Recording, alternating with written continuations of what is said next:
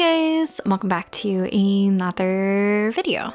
So today we are going to be working on the halfway spread in my sketchbook.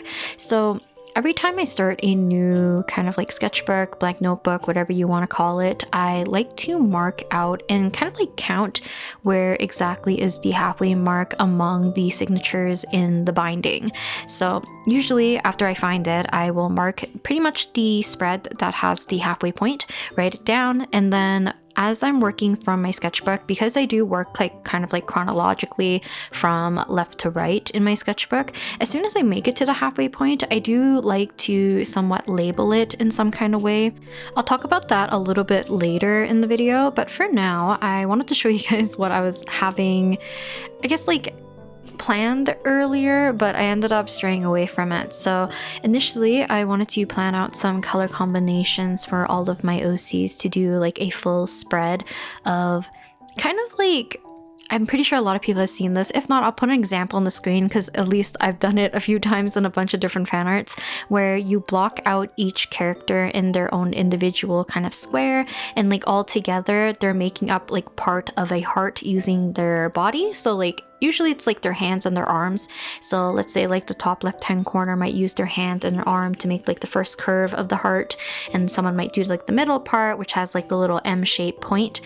So I was gonna do that for all of my OCs, but for some reason in my brain I clocked it that I would only have 6 people to work with, even though I technically have 8 OCs.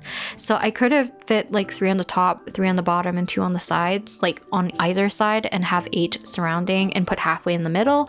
But I ended up kind of scrapping that idea because I thought that 6 would look too awkward. So instead I decided to do something a little bit more on the simple side, but I still thought it would like look super cute. And we are going to stick with our 2 color palette kind of idea that I wanted to do because it kind of represents the kind of like motivation and the spark that I had for drawing in my sketchbook more recently, is that I've been having a lot of fun working with the 2-tone kind of like color combination alongside with using like some kind of black ink. So that is what I'm going to be doing today. And I think like moving forward with working in my sketchbook, like in the future, I would like to do the halfway spread in a medium that represents like what my current feeling that's like my favorite medium at the time, if that makes sense. I know like whenever I work on the cover and the backside, the back like kind of last page is kind of like locked in usually to whatever medium I use, and like theme wise whatever I do on the first page of my sketchbook. But sometimes I do lean away from that depending on how I'm feeling. Oftentimes it's because I don't want to use gouache, but this time I feel like it's because it's like a little bit more of like a looser, more easygoing spread. I don't really mind what I did for this page per se. So let's talk a little bit about what I drew and kind of like what I planned out on the sticky note. So on the sticky note, I did a little bit of thumbnailing to figure out what I wanted to do for our layout. So because I was not going to do that little heart shape with everyone kind of like making parts of the heart, I decided to draw just Masaki in the middle. I was gonna initially draw him in like a heart-shaped frame kind of setting, so he would be like on the inside of the heart, but I thought he would look a little bit too small and too cramped, and I thought it'd be cute to still include all of my OCs. So instead of having him within like the little heart shape, I wanted him to be hugging the heart shape. I don't know if this is like residual energy and feeling from like Valentine's Day that I kind of want to carry on with that little love kind of theme, I guess, for the month of February. So I also decided to pull out 1001fonts.com, which was the little website on my phone, and I was using that to find some kind of cute cursive writing so that I could label the halfway mark in my sketchbook. So I feel like this kind of depends on how I'm feeling and like what I wanted to do for the particular spread. Sometimes I write halfway very bold on the page or the spread. Sometimes it's a little bit more subtle, and sometimes it's just very lazy. I know the halfway mark I think fell in between one of my Inktober sessions. I think this is when I did Niji Sanji kind of for Inktober. So during that time I think I just wrote halfway somewhere on the page, like pretty small, but pretty like it was still indicating the halfway point. Other times like I've done it with really light font, similar to how I put I think I put like hello and goodbye on my front and the back inside covers. Sometimes I do them like more subtle and very light and airy depending on the aesthetic. So I think that's what I did for the previous one. I'm trying to remember what was my halfway spread for the Pearl Lily sketchbook, the one that was like the square one. For some reason I have misplaced that sketchbook and I'm so frustrated that I can't find it, because I definitely had it like a month ago and I rearranged a few things because I was putting away supplies, so I can't find it at the moment. But I don't remember if I made like a video about it, but if not, I'll look at my sketchbook tour. Which kind of leads me into a question if you guys get this far in the video, but I want to know whether or not, like, if I do end up doing like a halfway spread for a video in the future for my sketchbooks, do you guys want to see kind of like a halfway mini flip through of the sketchbook, or do you like seeing everything all together at the very end for a sketchbook tour? So like, granted that I tend to do, I guess it depends when it is in the year. Sometimes I do 2 sketchbook tours in a year, sometimes it's just 1, because I do take roughly, let's average it out, let's say, I think it's between 5 to 7 months to finish a sketchbook. So 5 to 7 kind of fits within the year, so sometimes I can finish a sketchbook, let's say at the beginning of the year, let's say like January or something, and start a new one and still have it done by November. So like I could have 2 in 1 year, but most likely it's like 1, and it's not like very often. So do let me know if you want to see like more of like a halfway and we can do like a mini flip through or like a quick flip through, or do you like seeing everything at the very end so it's like not spoiled if I do like a full-blown sketchbook tour? Just let me know, because I'll definitely consider doing like a halfway flip through if you guys prefer that. But if not, I can just always like wait until the sketchbook tour.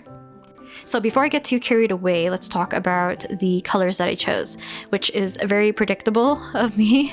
So it's basically another kind of rendition of the blue and pink that I like to use. In this case, it's very similar to kind of like a minty greenish color that's leaning a little bit more blue, and a peach color. So unfortunately my camera does not really do the spread justice with the colors. The kind of like greenish blue color looks too vibrant on camera. It's actually much more subtle, alongside with like the peach color that I ended up using. They're much more pale and more pastel rather than super duper bright on the page. But I do like choosing colors that are on the lighter side so that I can do more of a bolder ink. But for the coloring, I did end up using this color combination just because for the most part of how I designed my OCs, all of them have more or less like a warm and a cool color. I think the only one that doesn't really have that is probably Akemi's older brother. So Arakan as well as Kaisen, I think, has a weird distribution because he mostly has just the one-tone color palette for the most part.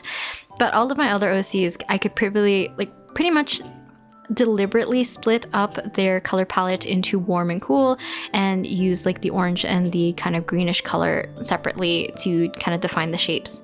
As for inking, I am using the Pentel Energel pen, and I believe the ink I don't remember if it's the original one in the barrel, but it's like one that's compatible. So I've been liking recently doing the alcohol markers alongside with like the black inks that's from the Pentel Energel, or sometimes I like pulling out the little calligraphy pens that I've used in the past. But I did like pre-plan the materials that I wanted to use for today's spread. So if you're wondering if there's going to be bleed through amongst I guess like me using alcohol markers for the entirety of the spread, I pretty much planned it out so that the back sides of both of these pages have sticker paper so that I can just continue working as normal. And that's been just like the method that I've been enjoying more recently. So I think at the very end, I do show you what my sketchbook kind of looks like. It is more full and a little bit more thicker on the left hand side versus my right hand side, because the right hand side has like untouched pages, and then the left hand side has like pages that have sticky notes, warping from like water, either from gouache or like watercolors. Some of them have like a little bit of like the sticker paper pushing against the kind of like inside binding, so it's kind of pushing the pages up a little bit, which is why I like to use like binder clips to keep my book open often, like when I'm drawing or doodling or like filming. So for the inking, I don't really know if I have a specific method. I definitely still prefer doing the inking afterwards, even though sometimes when I block out colors like this, I do lose my sketch lines. Because I'm using more of like that light photo blue color, I did end up losing a little bit of, I think it's like Kaisen who's sitting on like Masaki's lap. I lost a little bit of Masaki's shoes and stuff, as well as, I probably shouldn't point this out because it'll be blaringly obvious now, Masaki's head's a little bit too large on the page compared to the rest of his body, so I tried my best to scooch his torso and his body a little bit lower on the page, but as I was inking it, I think I forgot to make that clear, so it's kind of like in between where I wanted it to be and still too high up, so it makes Masaki's head still look entirely too large. But other than that, I think the inking went pretty smooth. I didn't really have any smearing other than a little bit on his face at the very end, but I think it's not noticeable to the camera. But that's like one reason why I like doing inking at the very end, so that I don't accidentally smudge whatever material I'm using to color. So oftentimes when I'm using like water-based markers, a lot of my inks that I use for like inking and line art are water-based, so they're going to get activated by my water-based markers, which I've been liking using like the alcohol markers a lot more because of that. They work well with a lot of the inks that I'm currently using, alongside like the calligraphy inks. These, I guess like the Pentel Energel, I think has a little bit of smearing if I remember correctly, but it's not too bad. I'm trying to think, what else did I use? I guess like alcohol markers don't really work well with ballpoint pen, so if you want something to smudge a lot or you want it to kind of mix with your ballpoint pen, you can definitely use like the alcohol markers. Water-based markers lift a little bit with the ballpoint pen for the most part, but it's not as bad as the alcohol markers. But to kind of like play it on the safe side, like I said, I like to do the inking afterwards, and this way it doesn't feel too much like a coloring book. Like I mentioned in probably like many previous videos, is like another big factor on why I like doing inking at the very end, so that I don't need to feel like I have to keep everything within my lines and keep it nice and clean. And this way it's kind of like working backwards. So like if I really want to kind of like expand an area, I can just use the line art to do that. And sometimes like when I'm doing coloring, I can't really budge anything once the lines are kind of set in, and doing the inking last kind of gives me that choice if I need to, so that's like kind of my preference nowadays. I still think it would have been cute to have done the little layout of them making the heart shapes, because it would have been nice to include Arakan and Anka in a more less derpy way, because I've included all of my OCs, like minus Masaki, who's like obviously the one holding the heart, but we have Moriko, Sato, and Akemi at the very top, and then we have Anka and Koji kind of like resting on his arm. We have Kaisen on his lap, and then Arakan near his shoe. To be honest, I had no idea where to put Arakan. I just didn't know where to put him, because it's like on the heart would have been too crowded. In the arms, it just felt out of place because Kaisen's like placed on his own. So I feel like maybe Arakan would be closer to like standing on the floor. So like I mentioned, I think I would have liked to do like a non-derped version for Arakan and Anka at some point. Maybe I'll do like a few spreads of them again and try to figure out what kind of color palette I would like to use for them. Because in the previous sketchbook, so literally the one before this one, I did like character spreads for all of my OCs as like little intro pages at the beginning of the book. And when I did those, I used water-based markers, and I ended up picking like two colors that kind of like, I think kind of fit their color palette, I guess, but also like it wasn't like strictly towards like using colors that were like specific in their color palette, if that makes sense. It kind of just like represented them. So I feel like Anka and Arakan don't really have one per se, and I'm still like flip-flopping between like wanting to adjust their designs a little bit. I want to change Arakan's hair, I think, is the problem. Anka is pretty much set. I might adjust her clothes a little bit more. I don't know. I did see some cute comments about Koji and Anga's relationship between like how they would meet and whether or not they would be like close friends or like they're like rivals and stuff. So I have a few ideas on what I want to do with them. I definitely agree with a lot of you that I feel like they would not get along at the start. So maybe they get kind of like, you know, set each other off low-key when they first meet, so they don't become friends right away, and probably Masaki and Sato probably help, and Akemi, because that's his sibling, try to help smooth it over a little bit before they become like actually friends and kind of like more like competitive, just friends, I guess. Oh, one last thing I ended up doing for the spread.